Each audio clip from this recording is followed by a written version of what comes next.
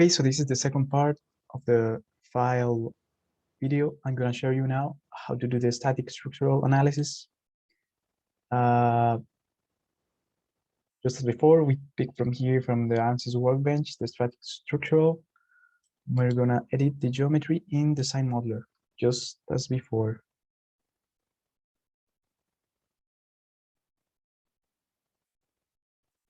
Great. So we're going to change the units to millimeters. We're going to select the XY plane, and we're going to create a 3D curve. It will be the same as before. We're going to use the 24/7 test coordinates. We're going to generate the curve. Now, before generating the surface, I'm going to do the same example, just like the thin airfoil surface. Like we're just going to do a rough sketch with the dimensions we need. I'm just going to create a new sketch, and we're going to create some construction points. One at the leading edge and one at the trailing edge, and we'll just define these dimensions of these points. She's gonna do, I believe, 15 millimeters is quite fine. And since we know the airfoil is 1,000 millimeters, we can just go 9,085. Oh, it's too close. We'll just put a little bit less, 950 maybe. Yes. Okay. So why am I doing this instead of just choosing a thinner airfoil? Because as you see in this part, like 15 millimeters, it's just too thin for the trailing edge. So it was kind of hard to get the model to be stable. So instead of that, I just put these construction points, and I'm going to make just a rough sketch with the spline line. We're going to see how it looks. I believe it will look kind of okay. So this spline line, it's a bit hard to get used to using it, but just go following the leading edge. It behaves kind of oddly sometimes, but as long as you keep going forward, it behaves okay. So I'm just gonna go like this. A bit funky there, but it's just gonna end it. We do a right click and we click open it. Here at the end, it got kind of a little bit, but it's just a test, so it's not very important. I'm just gonna do it again for the lower part. This like this, and just go to the end. Okay, open it. Okay, so there we have. We're gonna look just that they do not interlap each other. No, I think it's fine. Okay. And okay, so in the same XY plane, let's create lines from sketches. Just pick these two lines, generate them. Okay, so now we have them defined. You can see the curve is defined and the insane edges are defined as well. Now let's create the surface. I'm going to select all the edges, these edges and these two edges as well. It's generated, and there we see. You can see the two surfaces have been generated, but we do not want the two surfaces just as before. We're going to create an operation to subtract them.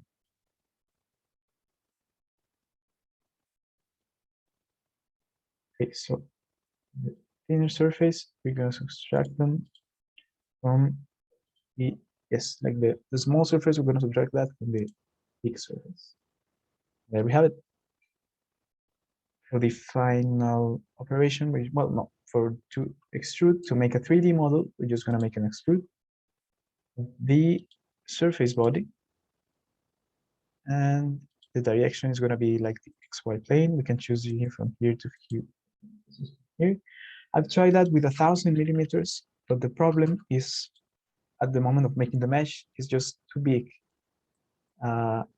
There's not a preview, but it gets too big, and the student format just allowed a certain amount of elements, and by 1,000, like by 1 meter wing profile, it just surpasses that.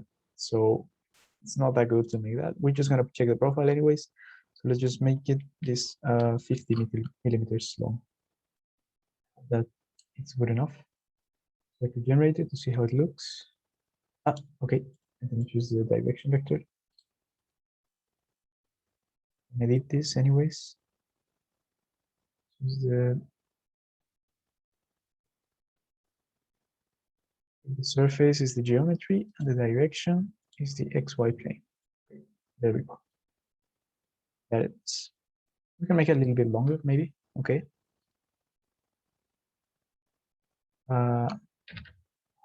Meters.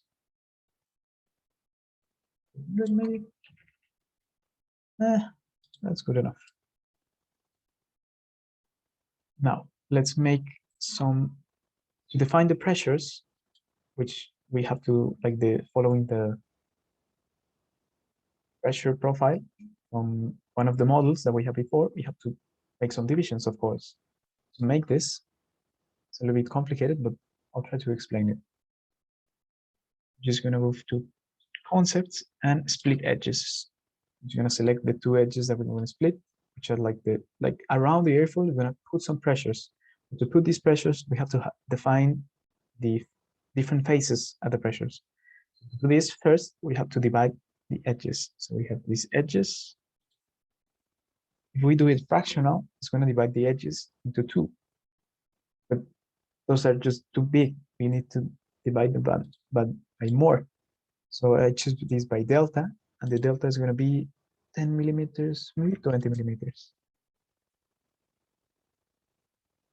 Okay, so from the example, how it works is like this is just a single edge. This big, it's a single edge. This one is a single edge.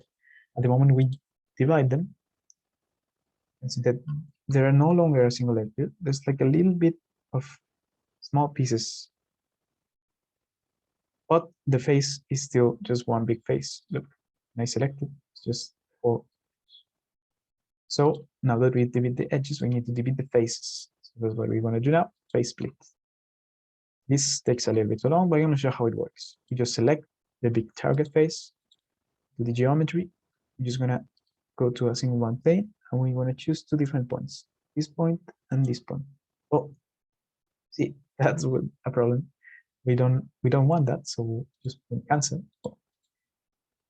We try to select them again, or we just double click them to eliminate them.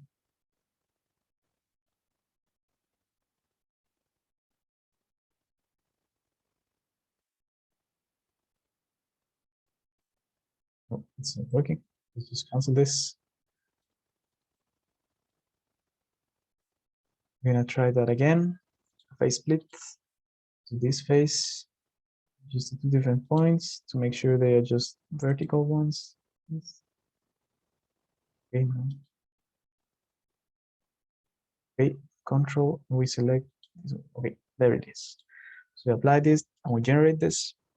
It's still one face, so you have to make two split faces to be able to see the difference. Like we have one division, but still one just big face. So we apply this, we choose two different points. So a little bit to the right. There we go. It's vertical.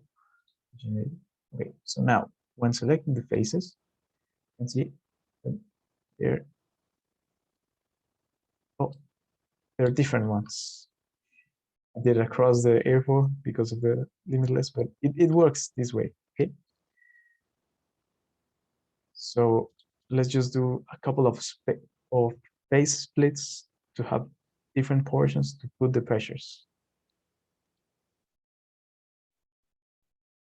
Okay, so as I said, let's check the pressure. This is the pressure contour of NACA 2407, but we are using 2409, right? So the idea behind using this pressure contour is because at this speed, at 600,000 Reynolds, we want our prototype to look like this. So this is the pressure that it should be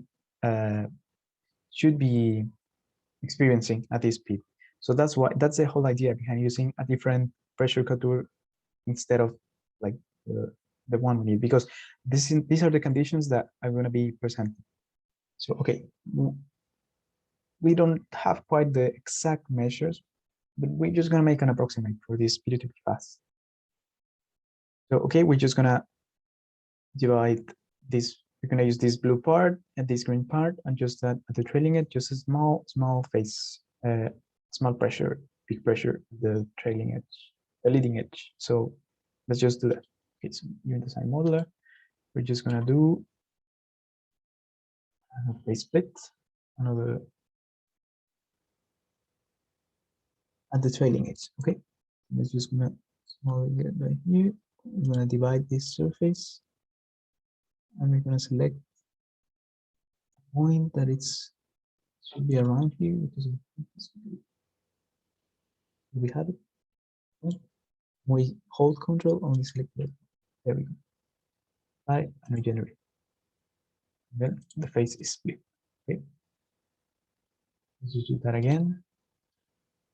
Select the face that we want to divide, and the 2 points just a little bit above, right? Like 20 millimeters. It shouldn't be this way.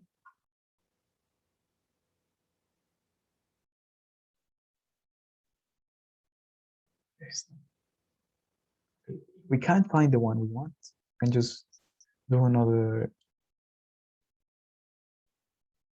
We could just leave that for later, or just generate the split edge. This edge. We're gonna do a fractional one. It's just divided by the half. There we go. Now we can do this again.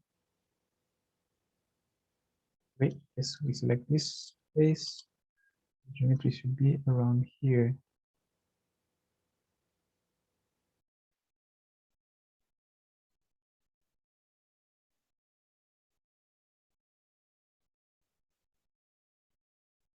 Because it's generated before, we don't have it previously. So okay, let's just delete this one. So I want after the division. Okay. Again, select face. We select this one. And this one. Rated. Wait, so we have the big pressure is going to be here, the one that it's the trailing edge. So let's just divide the upper surface by, I guess, just 2 parts, this part and this part.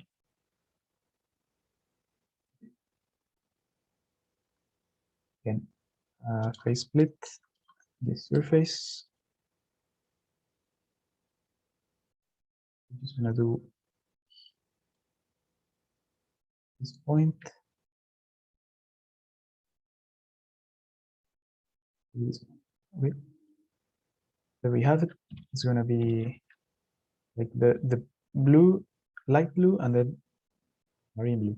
The marine blue is going to be one pressure. This one's going to be another pressure. So let's just go to the almost the trailing edge. Generate another phase split. This one. Oh, select anything. So around here. Here's good. Okay, no, look, this is not right. So let's just try to select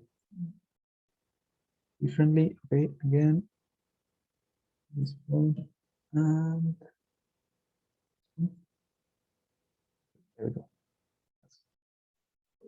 Okay, we have this upper surface, and in the lower surface, we're just going to divide it by half, like the light blue, which is going to be this one, and the light green. Just go down here. We have this one, but yeah, we'll work with this one. Let's just see if it's like half. This is going to be one single pressure. This is going to be another single pressure. Okay, so we have the design modeler corrected. Let's just suppress this bodies, so we only have the solid part. Let's go back to the workbench and start work. Refresh our model and start working on it.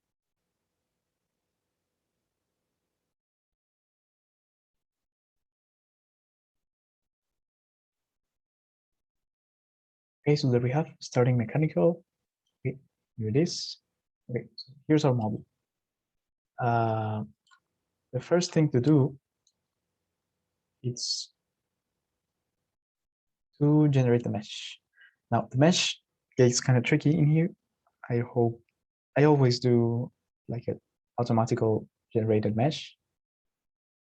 I just don't move. We can, like as before, as a fluent, we can change the element size and all that other stuff. We're just gonna generate it like this because this is, we don't quite need a fine mesh. Well, maybe we do, but the software generally makes a good job of making this. So, okay, this is one of the problems I keep getting all the time. This mesh does not generate. So the way I fix this, it's I just generate a different mesh. Like was just trying, instead of program control, just do a linear mesh. We did my element size of 0.02. It's a very quite fine mesh. Let's try with this to see if it works. Nope, it didn't quite work. Let's just try with a quadratic one.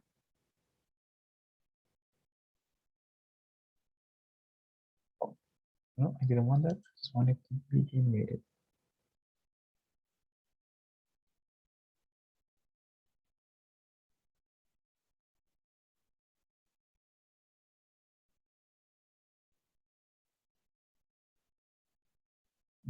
No, it doesn't want to do the mechanic. Okay, so let's just change the physics reference.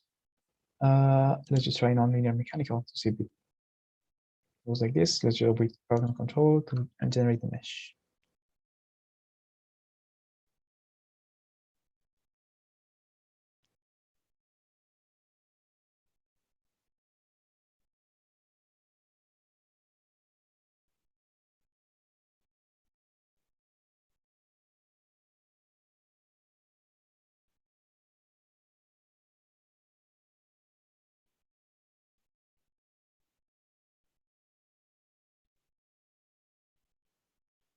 Okay, I'm gonna pause it to see if it kind of seems it's working right now, so it's gonna take a little bit of time. I'm gonna pause the video and continue it when I have it. Oh, it's done. Okay, no, it didn't work. This time it failed to mesh again. Another surface. Just try with a linear quadratic. Okay, okay. Let's try with this one. No, doesn't want to work this time. I'm gonna try with electromagnetics, which is the one I was kind of getting the results with. You know, I should know better than how to. I try to investigate less. There we go. So you see, I try not so sure why it doesn't generate like with other methods, and with this one it works. I tried to look why, but I couldn't get a lot of answers. So let's just go with this one. Okay. So now for the conditions, we're gonna start adding. First of all, for the simulation to work, because it's a finite element simulation, there has to be fixed spot. In this case, I always pick the lower surface, but this time let's just pick this define that we had before. Just select the surface, and there we go. It's a fixed one. Now we can add some pressures. Okay, so there we have it. You select the geometry.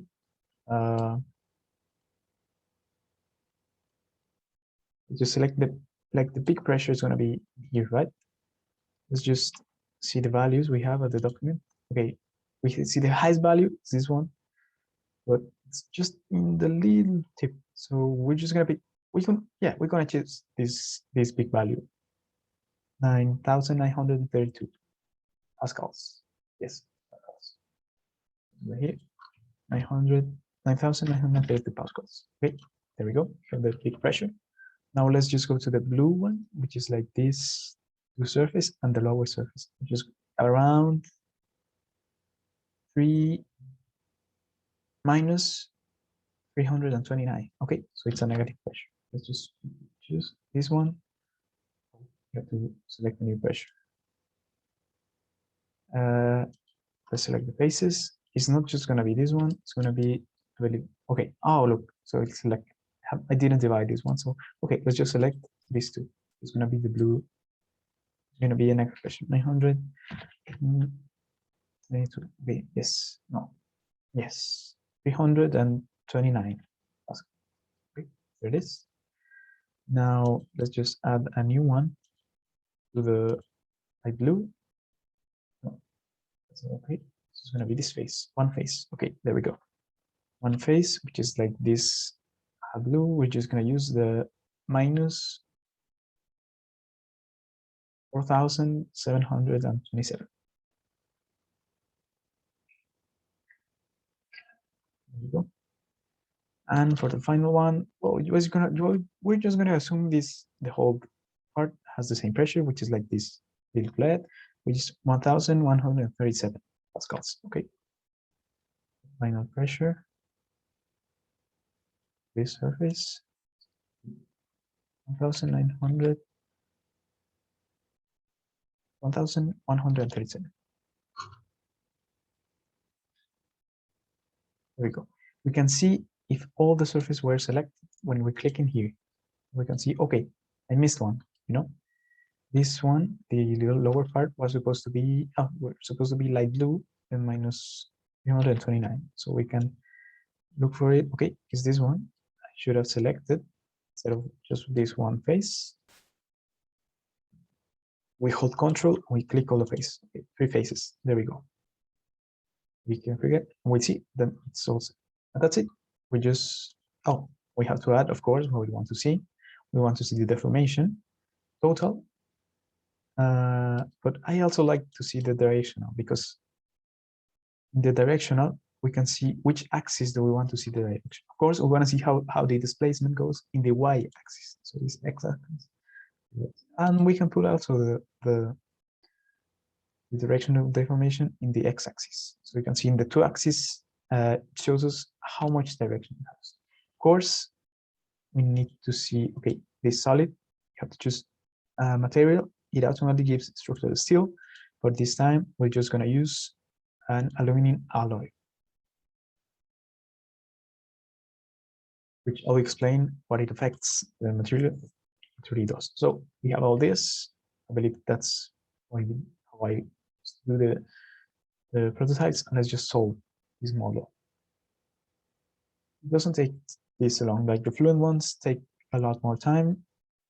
This one, I hope, goes fast.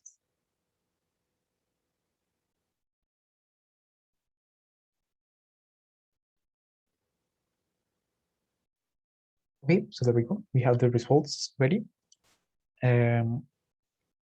Just go in the direction of the formation. Okay, so there we see. There we go. It's a nice model.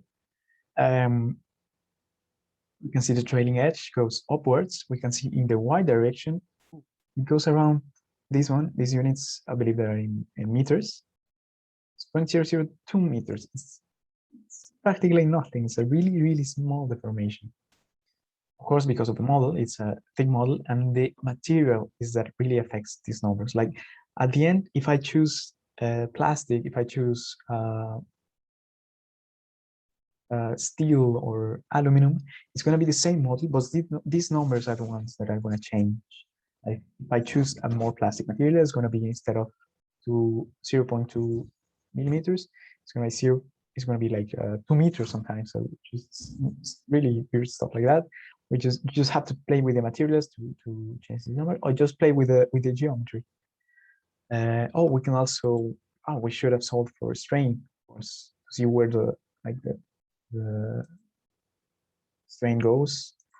But okay, so that's what I have. It's just where the deformation in the y-axis. Okay, so let's see in the f-axis. Okay, the x-axis, there's not quite much deformation.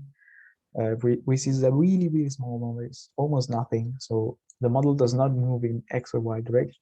In x direction, it only moves in y direction, as we see in here,